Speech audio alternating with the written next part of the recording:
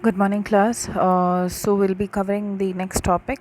So in the previous video, we were talking about Maslow's need hierarchy theory of motivation. So coming to the next part of the same topic, we will be talking about how incentives or what kind of incentives motivate or we are talking about incentives as motivators. How or what kind of incentives motivate people to do work.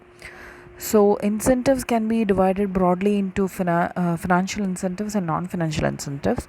So, talking about financial incentives, we have first one talking about pay and allowances.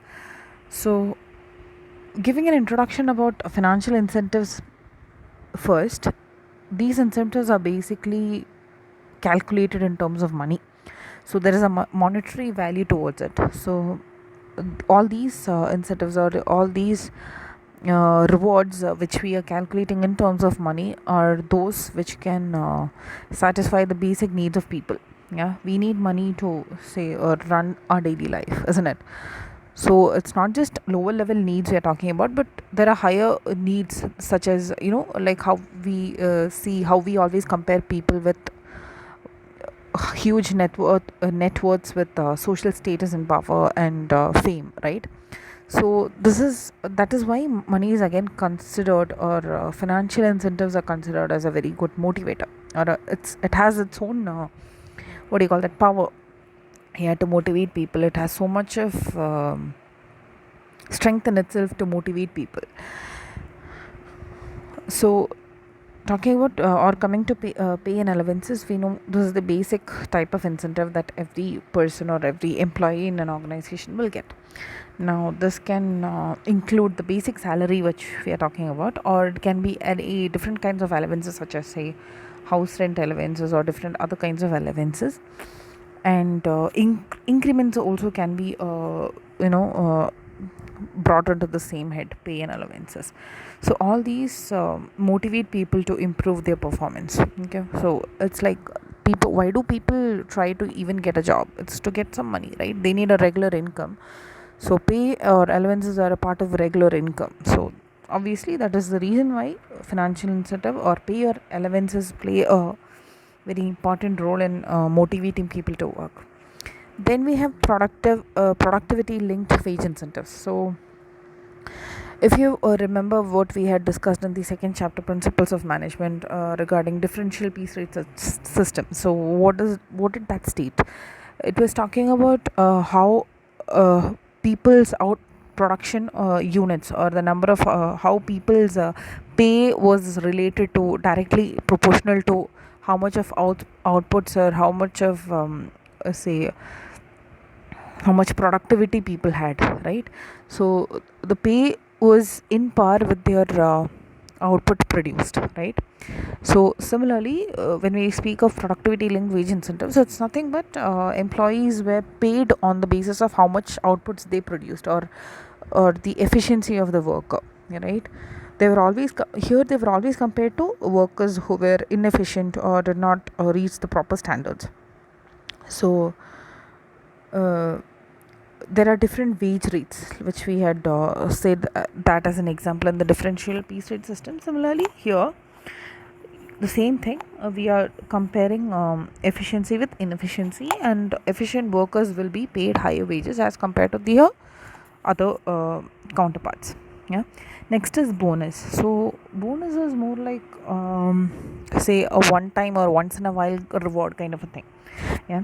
So say if a person achieves beyond the target, say in a quarter or something, maybe they will be provided, or they will be given a bonus, say for a particular percentage during any, it can be during any particular say festival season, or any kind of maybe in one particular quarter or something like that. So if they achieve beyond the target, or say if they go beyond the targets, they will be given a bonus. So it may not necessarily be cash, it can be any other kind of say gift. It can also be a gift as well. Next is profit sharing. Now profit sharing, like how we can deduce it from the term, it's profits being shared by the company with the employees. So this basically should have an agreement beforehand. So when employees are given profits, it's a there is a predetermined standard which should be exceeded. Only then the employees will be given that kind of a profit sharing. Okay. So what happens when you share the profits? It's like employees are if employees feel valued for their uh, contribution towards for the organization, and the time they have given for the company, and the commitment they have given to the company. So increased profits also, when it is shared with the employees, it gives a greater enthusiasm for the workers, and it motivates people to work more. Next is stock option. So in many companies we have the stock option scheme. So it's like employees within a company, they will be given an option to get the shares of that particular company at a price which is lesser than that of the market price. Okay, so this is also one kind of a cash incentive. So the share that when people are say granted this kind of scheme, it feels that it makes the employees feel that they are a part of their organization. So again, it leads them to, or it induces them to give in more of their commitment, or to contribute more for the company. Yeah. Then comes retirement benefits. Yeah. So not every companies do this, but there are certain companies which provide retirement benefits. So provident fund is almost many companies provide that. Pension is also available, gratuity is available, and the employees can make use of it, or say attain it once they retire from the firm. So again, these kind of benefits, it provides a sense of security to the employees. So that is a reason, like we were speaking of how different needs is being satisfied, and what are the motivators. So this is one motivator. Yeah. So that helps people to say achieve safety needs to at least to an extent. Yeah. Then we have perquisites. So these are some kind of additional benefits apart from the basic salary or remuneration which is earned by the employees. So it can be like how insurance schemes are provided, or say free accommodation, or maybe coverage of educations, children's education up to a percentage. All these. Okay. Then comes non-financial incentives. So like how we speak of, it's nothing related to money. It's not measured in terms of money, or we are not talking about any kind of financial rewards here. So it's more of say status in the organization. Say for example, how if a employee is given different better facilities, or separate cabins, or maybe promotion. All these are like, it shows that you have a special status in the company. Yeah. So again, by giving promotion, what does it mean? There is a higher degree of responsibility and authority given to you. So all these are related to status. Yeah. Then comes organizational climate. So organizational climate is nothing but how what kind of environment is set in the organization that can influence people's behavior, and what kind of influences the organization can put on the individual. Okay. So basically we are talking about the organizational environment, or the working environment, that helps employees feel motivated to work and to contribute more for the company. Then next comes career advancement opportunity. So every employee at some point of time requires higher growth and development. So that is not just in terms of say salary, it's also in terms of job. They need to feel that, okay, I have a status here. Okay, I have this kind of a job, I'm doing this, I have this kind of responsibility, and I have this authority to do so. So when people get that kind of a thinking, they feel much satisfied, and they feel like they are a part of the organization. So providing better opportunities to the employees to work better, and for their personal and career development, it encourages employees even more to perform better. Then we can speak of job enrichment, which is again creating or specifying certain jobs and designing it in such a way that there is a better skill set or a knowledge that is required, or that increases the challenge mode of the job. Yeah. So people or employees say they may get bored of the same routine works they have been doing as a on a daily basis. So in order to keep them in track, it's always a thing that companies always make sure that they provide their employees with different challenging tasks regularly. Okay, maybe not every day, but on a regular basis. This again helps employees. It improves their satisfactory levels in the organization, and again it motivates people to work better. Then we have employee recognition, like how we say in certain companies we have this kind of okay, take for example KPMG and Deloitte. So it's like they have in every quarter they have you know a rising star award. So rising star being who has done who has achieved better as compared to their other say the same level say colleagues. Okay.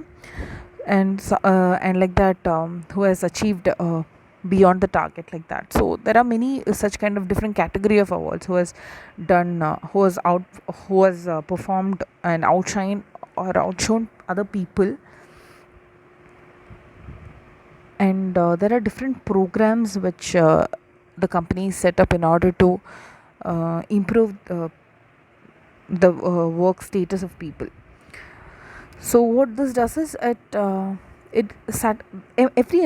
person or every employee have their own kind of an ego, right? So that ego is also being satisfied there. So when a person is being recognized, like how we were speaking of esteem needs, right? So when people are say when they feel appreciated and recognized and praised in front of the others, they feel very motivated, they feel happy, and they feel like working even more. They feel like putting in their best, or maybe improve their performance even more, so that they can receive such kind of rewards again and again, right? So that is what we were trying to speak of employee recognition program. So when we speak of programs, there are different say awards, like how we said in certain companies what they do is they give such kind of awards such as rising star, best employee of the month, etc. You would have heard of such things, right? Yeah. Then comes job security, another thing which is very important. Okay, now this kind of job security may not be every employee's dream, but security of job for some of the employees it would be a very it's a very crucial thing. They always feel that they should be stable. They need to have that continuity, they need to have that continuity of income, that same remuneration should be there. So we would have heard of different companies in this COVID situation, how they have cut short the salaries and the other incentives the employees were supposed to have. So that is because the economy was affected. But don't you think that would have affected the employees as well? Yeah, right. Many of them are still tensed, or say are under that kind of uh, what do you call it, that fear of losing their jobs, right? So when there are no such situations prevailing, people need to feel that they are secure in their job. Okay, this improves the employee's attitude towards the organization. Okay. Say when there is a security in their job, their the attitude towards the organization, that okay, I work on this prestigious company, they had been serving me well as well. So I had been working for this company, and the company is paying me very well, and I feel very good working in this company. I feel secured here. My future is well in the hands of this company. So that kind of feeling, when a company is able to, or when an organization is able to provide to its employees, it's a very good thing, because it motivates people to work more. Then comes employee participation and empowerment. So employee participation is that say in teams, when there are times when decision making has to be made, if the organization includes the employees' decisions as well, or if they are, say, given more freedom to use their skills and talents, again that will empower them better. So all these kind of things are motivating employees to do better in their firm, or at least to stay loyal to that company they are in. So you would have seen in different companies maybe why there is a high attrition, why there is a employee turnover. Every company tries to reduce this attrition and employee turnover. In order for a company to do that, they need to take care of all these things. People need to be happy in terms of money, and in such kind of employment security, the working environment should be good enough. They should be given proper status, and there should be a better growth opportunity, right? Now all these things are very important for an employee's growth within the organization. So please go through the topic and complete the task which is given to you. Thank you, class.